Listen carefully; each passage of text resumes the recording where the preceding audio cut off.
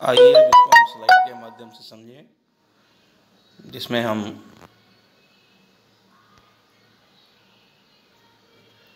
Female gametophytes के निर्माण की प्रक्रिया को जानते हैं। गुरु बीजाणु जनन एवं भ्रूणकोश। यहाँ चित्र में हम परिपक्व भ्रूणकोश की संरचना बताई गई है। गुरु बीजाणु जनन मेगास्पोरोजेनेसिस। गुरु बीजाणु मातृ कोशिका में एमएमसी अर्थात मेगास्पोरियम मदर सेल से गुरु बीजाणु के निर्माण की प्रक्रिया को गुरु बीजाणु जनन कहते हैं। पुष्प के बनने के समय अंडाशय में पाए जाने वाले बीजाणु में केवल एक ही द्विगुणित कोशिका पाई जाती है, जिसे गुरु बीजाणु मातृ कोशिका अथवा मेगास्पोर मदर सेल कहते हैं। फिर हमने ये भी जाना, गुरु बीजाणु कोशिका में अर्धसूत्री विभाजन होने से 4 गुरु बीजाणु मेगास्पोर का निर्माण होता है। जैसे माइक्रोस्पोर में अपन ने देखा था चतुष्क बनते हैं, वैसे ही यहाँ पर भी चतुष्क बनते हैं। ये चारों गुरु बीजाणु रैखिक क्रम में हैं, एक ही क्रम में थे। अब इनमें से 3 एक तरफ और एक दूसरी तरफ विकसित होगा। गुरु बीजाणु चतुष्क के 3 कोशिकाएं नष्ट हो जाती हैं, बाद में केवल एक ही कोशिकाएं आगे विकसित होकर गुरु बीजाणु का निर्माण करती है। निभाग की ओर जो स्थित वाला गुरु बीजाणु कोशिका भ्रूणकोश का निर्माण करती है, जिसे एक बीजाणु विकास कहते हैं। गुरु बीजाणु चतुष्क के तीनों कोशिकाएं नष्ट हो जाती है। निभाग की ओर से स्थित केवल एक गुरु बीजाणु कोशिका भ्रूणकोश का निर्माण करती है। यह क्रिया आगे चलकर इन कोशिकाओं में समसूत्री विभाजन 3 बार होता है। गुरु बीजाणु की एक कोशिका में वृद्धि तथा विभाजन होता है, जिसे 2, 4, 8 केंद्रकों का निर्माण होता है। प्राथमिक विभाजन में 2, फिर दोनों केंद्रक विपरीत ध्रुवों पर पहुंचकर एक बार पुनः विभाजित होते हैं, जिससे 4 अगुणित केंद्रक बनते हैं, और एक बार और समसूत्री विभाजन होने से कुल 8 अगुणित केंद्रकों का निर्माण होता है। 8 केंद्रकों में से 3 केंद्रक बीजांड द्वार की ओर तथा 2 सहायक कोशिकाओं व एक अंड कोशिका का निर्माण करता है, एग सेल। दोनों सहायक कोशिकाएं व एक अंड कोशिका मिलकर अंड समुच्चय बनाता है या एग एपरेचर बनाते हैं। इसी प्रकार केंद्रक अथवा एवं निभाग की ओर जाकर प्रतिविन्यासित कोशिका का निर्माण करते हैं, यानी एक दूसरे की विपरीत दिशा में जाकर पहुंचते हैं एवं अलग अलग कोशिका का निर्माण करते हैं। यहाँ हम चित्र के माध्यम से भी देख रहे हैं 8 कोशिकाओं का जो समूह है, उनमें 4 एक तरफ और 4 कोशिकाओं का समूह एक तरफ विकसित होता है। अगले चरण में शेष 2 केंद्रक दोनों ओर से एक एक, जिसको हम ध्रुवीय केंद्रक कहते हैं, अपनी ओर से निकलकर मध्य में आकर स्थित हो जाते हैं, जिससे बीच में 2 और दोनों किनारों पर 3-3 केंद्रक रह जाते हैं। ये दोनों ध्रुवीय केंद्रक संयुक्त होकर द्विगुणित केंद्रक सेकेंडरी न्यूक्लियस का निर्माण करते हैं। अब परिपक्व भ्रूणकोश में 8 केंद्रक वाली 7 कोशिकाओं का समूह पाया जाता है। ध्रुवीय केंद्रक में 2 केंद्रक एक कोशिका, और शेष ध्रुवों पर जो 3-3 केंद्रक हैं, उनमें 3 कोशिकाओं का निर्माण होता है। तो इस प्रकार हम कह सकते हैं कि भ्रूणकोश में कुल 8 केंद्रक वाली 7 कोशिका संरचना का निर्माण होता है। यह पादप का मादा युग्मकोद्भिद है, गैमेटोफाइट्स है, जिस पर पराग कण नर युग्मकोद्भिद जिस प्रकार से होता है उसी प्रकार से ये भी मादा युग्मकोद्भिद है। सभी पादपों में बीजांड में केवल भ्रूणकोश होता है। एक भ्रूणकोश में 8 केंद्रक व 7 कोशिकाएं होती है, जो निम्न प्रकार से होती है।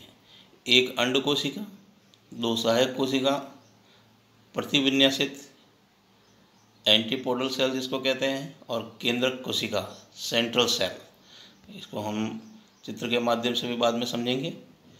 अंड कोशिका क्या है? इसकी संख्या एक ही है और अंड कोशिका निषेचन के समय नर युग्मक के साथ जुड़कर द्विगुणित भ्रूण एम्ब्रियो का निर्माण करती है। सहायक कोशिकाएं, भ्रूणकोश में 2 सहायक कोशिकाएं हैं जो बीजांडकाय से पोषक पदार्थों को अवशोषण करती है, पराग नलिका को बीजांड की ओर आकर्षित करती है एवं सहायक कोशिकाओं तथा अंड कोशिका मिलकर अंड उपकरण बनाते हैं। एंटीपोडल सेल क्या करती है? भ्रूणकोश जो निभाग की ओर की जो 3 कोशिकाएं हैं, विपरीत प्रतिविन्यासित कोशिकाएं जो होती है, निषेचन के बाद ये नष्ट हो जाएंगी, पोषण में काम में आ जाती है। केंद्रीय कोशिका सेंट्रल सेल, भ्रूणकोश के मध्य में 2 ध्रुवीय केंद्रक होते हैं जो एक नर युग्मक में निषेचित होकर त्रिगुणित भ्रूणकोश का निर्माण करते हैं। जो हमने देखा सेंट्रल की जो एक कोशिका जिसमें 2 केंद्रक थे, वो नर युग्मक के दूसरे केंद्रक के साथ दूसरा जब निषेचन होगा उसके साथ जुड़कर त्रिगुणित 3n संरचना बनाएंगी। यहाँ हम देख पा रहे हैं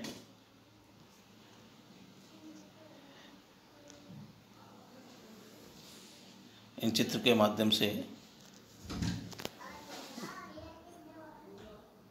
तीसरी कोशिका, ध्रुवीय कोशिका, ये नर युग्मक एवं। नमस्कार दोस्तों, जीव विज्ञान की कक्षा में आपका स्वागत है। अंतिम टॉपिक पाठ 2 का गुरु बीजाणु जनन एवं मादा युग्मकोद्भिद की संरचना के बारे में जानेंगे। गुरु बीजाणु क्या है? यह पुष्पीय पादपों के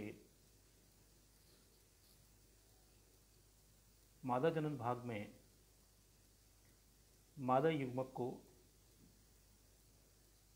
गुरु बीजाणु कहते हैं, जो गुरु बीजाणु मात्र कोशिका से बनते हैं और इस क्रिया को ही हम गुरु बीजाणु जनन कहते हैं, जिसके दौरान मादा युग्मक अंडाणु का निर्माण होता है। इनका निर्माण किस प्रकार से होता है, आइए देखते हैं। बीजांडकाय की जो अधस त्वचा है, हाइपोडर्मिस जिसको कहते हैं, कि आर्चिस्पोरियल इंटेराइन बड़े होकर इनमें जो केंद्रक युक्त सघन जीवधारा वाली संरचना होती है, इससे गुरु बीजाणु मात्र कोशिका का निर्माण होता है। इनमें लगातार परिणत विभाजन यानी लेयर डिवीजन होने से रैखिक क्रम में 2 कोशिकाएं बनती है, जिसमें बाहर की ओर प्राथमिक भित्तीय कोशिका एवं भीतर की ओर प्राथमिक बीजाणु जन कोशिका का निर्माण होता है। प्राथमिक बीजाणु जन कोशिका में विभाजन न होकर ये गुरु बीजाणु मात्र कोशिका में बदल जाती है, इनका डेवलपमेंट हो जाता है। गुरु बीजाणु मात्र कोशिकाओं में अब इन कोशिकाओं में लगातार एक बार अर्धसूत्री विभाजन होता है, जिससे 4 अगुणित गुरु बीजाणु बैकस्पोर का निर्माण होता है। ठीक उसी प्रकार से जिस प्रकार नर युग्मकों में हमने चतुष्क बने थे, उसी प्रकार यहाँ पर भी चतुष्क बनते हैं, परंतु वो रैखिक क्रम में होते हैं। अभी हम चित्र के माध्यम से भी देखेंगे। तो जो चतुष्क बने होते हैं अर्धसूत्री विभाजन में हम जानते हैं अगुणित कोशिकाएं बनती है जो यहाँ पर रैखिक क्रम में व्यवस्थित रहती है।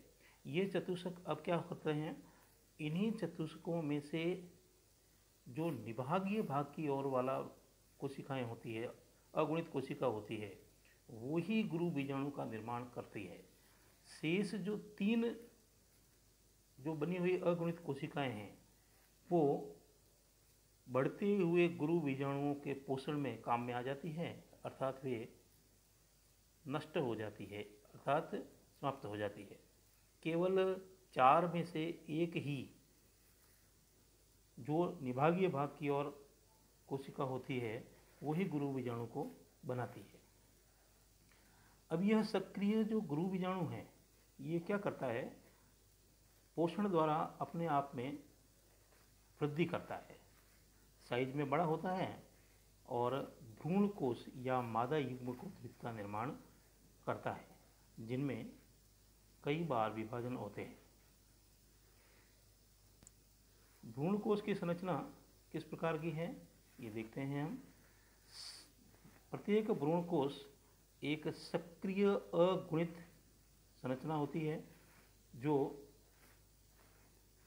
गुरु बीजाणु यानी मादा युग्म कोद्भिद की प्रथम कोशिका कहलाती है।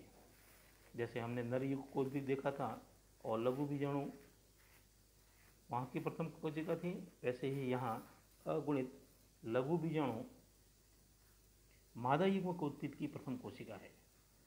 यह बीजांडकाय से पोषण प्राप्त करता रहता है और अपने आकार में बड़ा होता रहता है। गुरु बीजाणु के केंद्रक में 3 बार विभाजन होता है, 3 बार, वो भी समसूत्री विभाजन, जिससे 8 केंद्रकों का निर्माण होता है एवं बड़ी रिक्तकाएं बनती है। कैसे बनती है हम इसको थोड़ा चित्र के माध्यम से समझेंगे। ये है बीजांडकाय है जो अंडाशय में निचले वाले फूले हुए भाग में पाया जाता है। ऊपरी भाग निभागीय भाग ये कहलाता है, अंदर का भाग अंडज त्वचा हाइपोडर्मिस, प्रभुसु कोशिका आर्चिस्पोरियल सेल, और इसमें लगातार जो विभाजन होता है, विभाजन होने से 2 प्रकार की कोशिकाएं बनती है, प्राथमिक बीजाणुजन कोशिका और प्राथमिक गुरु बीजाणु मात्र कोशिका। अब इन कोशिकाओं में हमने बताया था 4 कोशिकाओं में से 3 परमाणु 3 प्राथमिक बीजाणुजन कोशिका अपहासित हो जाती है, जबकि एक बची हुई जो निभागीय भाग की ओर जो कोशिका होती है वह प्राथमिक गुरु बीजाणु मात्र कोशिका कहलाती है। इसमें अर्धसूत्री विभाजन से चतुष्क बनते हैं, वो भी रैखिक क्रम में, आप देख रहे हैं यहाँ पे रैखिक क्रम में है, और इनमें से 3 अपासित और एक मादा युग्मक उद्भिद का निर्माण करती है। अब आगे इस मादा युग्मक उद्भिद में लगातार 3 बार समसूत्री विभाजन होने से, पहली बार एक बार प्रथम विभाजन होने से 2 केंद्रक, फिर दोनों केंद्रक विपरीत ध्रुवों की ओर पहुंचकर एक बार पुनः विभाजित होते हैं, जिससे 4 केंद्रकों का निर्माण होता है, 4 केंद्रक युक्त कोशिकाओं का निर्माण होता है, और इन्हीं कोशिकाओं में एक बार पुनः विभाजन होने से कुल 8 केंद्रक वाली संरचना बनती है। इन 8 केंद्रक वाली संरचनाओं में प्रत्येक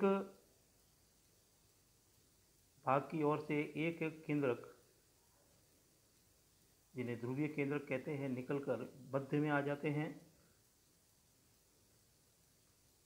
जिन्हें ध्रुवीय केंद्रक कहते हैं। तत्पश्चात दोनों केंद्रक संयुक्त होकर द्विगुणित द्वितीयक केंद्रक बनाते हैं। यहाँ हम देख रहे हैं ये 8 द्वितीयक केंद्रक बनाते हैं। शेष ध्रुवों की ओर जो 3 केंद्रकों का जो समूह होता है, जिन्हें क्रमशः अंड समुच्चय एवं प्रतिमुखी केंद्रक कहलाते हैं।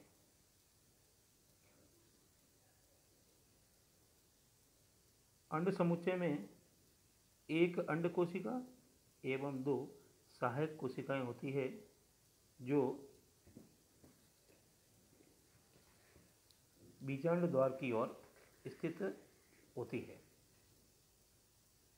एवं विपरीत दिशा में प्रतिमुखी कोशिकाएं, जिनकी संख्या 3 है, निभागीय भाग की ओर होती है, जो अधिकांशतः आवर्त बीजीय पादपों में भ्रूण कोश का परिवर्तन इसी प्रकार से होता है। एक बीजीय बीजाणुविक पॉलीगेनम प्रकार का इन्हें कहते हैं। तो इस प्रकार मादा युग्मक कोषभिद का निर्माण एवं मादा युग्मक का निर्माण पुष्पीय पादपों में इस प्रकार से होता है। इसी के साथ ही आज का हमारे ये जो टॉपिक है इस पाठ का पूरा हो गया है। अगले टॉपिक में हम जो दोनों नर युग्मक एवं मादा युग्मक बने हैं इनमें आपस में मिलने की क्रिया, जिसे हम परागण कहते हैं, के बारे में जानेंगे एवं निषेचन की क्रिया के बाद के होने वाली घटनाओं के बारे में जानेंगे। अभी तक जो हमने पढ़ा है वो निषेचन से पूर्व की घटनाएं हैं, जो पुष्पीय पादपों में लैंगिक जनन की एक प्रमुख क्रिया है। इसके बारे में हमने जाना। धन्यवाद।